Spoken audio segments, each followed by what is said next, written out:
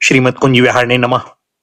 श्री स्वामी हरिदास विजयतीर्थराम, श्री युगल सरकार, सदगुरुदेव और आप सभी रसिक भक्त वृंदों के श्री चरणों में दास का साष्टांग दंडवत प्रणाम।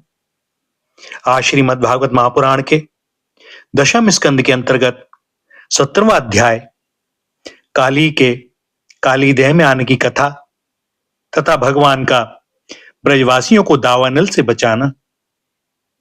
राजा परीक्षित ने पूछा, भगवान, काली नाग ने नागों के निवास स्थान रमणक द्वीप को क्यों छोड़ा था और उस अकेले ने ही गरुण जी का कौन सा अपराध किया था? श्री सुखदेव जी ने कहा, परीक्षित, पूर्व काल में गरुण जी को उपहार स्वरूप प्राप्त होने वाले सर्पों ने यह नियम कर लिया था कि प्रत्येक मास में निर्दिष्ट वृक्ष के नीचे गरुण को एक सर्प की भेंट दी जाए। इस नियम के अनुसार प्रत्येक अमावस्या को सारे सर्प अपनी रक्षा के लिए महात्मा गरुण जी को अपना अपना भाग देते रहते थे। भैया, इस संबंध में एक कथा द्रष्टव्य है कि गरुण जी की माता विंता और सर्पों की माता कद्रू में परस्पर वैर था। माता का वैर स्मरण कर गरुण जी जो सर्प मिलता उसी को खा जाते। इससे व्याकुल होकर सब सर्प ब्रह्मा जी की शरण में गए। तब ब्रह्मा जी ने यह नियम कर दिया कि प्रत्येक अमावस्या को प्रत्येक सर्प परिवार बारी बारी से गरुण जी को एक सर्प की बलि दिया करे। भैया, उन सर्पों में कद्रू का पुत्र काली नाग अपने विष और बल के घमंड से मतवाला हो रहा था। उसने गरुण का तिरस्कार करके स्वयं तो बलि देना दूर रहा, दूसरे सांप जो गरुण को बलि देते थे उसे भी खा लेता। परीक्षित, यह सुनकर भगवान के प्यारे पार्षद शक्तिशाली गरुण को बड़ा क्रोध आया। इसलिए उन्होंने काली नाग को मार डालने के विचार से बड़े वेग से उस पर आक्रमण किया। विषधर काली नाग ने जब देखा कि गरुण बड़े वेग से मुझ पर आक्रमण करने आ रहे हैं, तब वह अपने 101 फंड फैलाकर उन पर टूट पड़ा। उसके पास शस्त्र थे केवल दांत, इसलिए उसने दांतों से गरुड़ को डस लिया। उस समय वह अपनी भयावनी जीव लपलपा रहा था। उसकी सांस लंबी चल रही थी और आंखें बड़ी डरावनी जान पड़ती थीं। ताक्षनंदन गरुण जी विष्णु भगवान के वाहन हैं और उनका वेग तथा पराक्रम भी अतुलनीय है। काली नाग की ढिठाई देखकर उनका क्रोध और भी बढ़ गया तथा उन्होंने उसे अपने शरीर से झटक कर फेंक दिया एवं अपने सुनहले बाएं पंख से काली नाग पर बड़े जोर से प्रहार किया। उनके पंख की चोट से काली नाग घायल हो गया। वह घबरा कर वहां से भागा और यमुना जी के इस कुंड में चला आया। यमुना जी का यह कुंड गरुण के लिए अगम्य था, साथ ही वह इतना गहरा था कि उसमें दूसरे लोग भी नहीं जा सकते थे। इसी स्थान पर एक दिन शुधातुर गरुण ने तपस्वी सौभरी के मना करने पर भी अपने अभीष्ट भक्ष्य मत्स्य को बलपूर्वक पकड़कर खा लिया। अपने मुखिया मत्स्यराज के मारे जाने के कारण मछलियों को बड़ा कष्ट हुआ। वे अत्यंत दीन और व्याकुल हो गईं। उनकी यह दशा देखकर महर्षि सौभरी को बड़ी दया आई। उन्होंने उस कुंड में रहने वाले सब जीवों की भलाई के लिए गरुण को यह श्राप दे दिया कि यदि गरुण फिर कभी इस कुंड में घुसकर मछलियों को खाएंगे तो वे उसी क्षण प्राणों से हाथ धो बैठेंगे। मैं यह सत्य सत्य कहता हूं। परीक्षित, महर्षि सौभरी के शाप की बात काली नाग के अतिरिक्त और कोई सांप नहीं जानता था। इसलिए वह गरुण के भय से वहां रहने लगा था और अब भगवान श्री कृष्ण ने उसे निर्भय करके वहां से रमणक द्वीप में भेज दिया।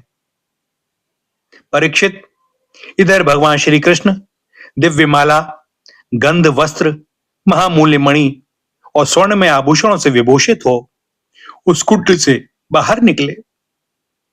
उनको देखकर सबके सब ब्रजवासी इस प्रकार उठ खड़े हुए जैसे प्राणों को पाकर इंद्रियां सचेत हो जाती हैं। सभी गोपों का हृदय आनंद से भर गया। वे बड़े प्रेम और प्रसन्नता से अपने कन्हैया को हृदय से लगाने लगे।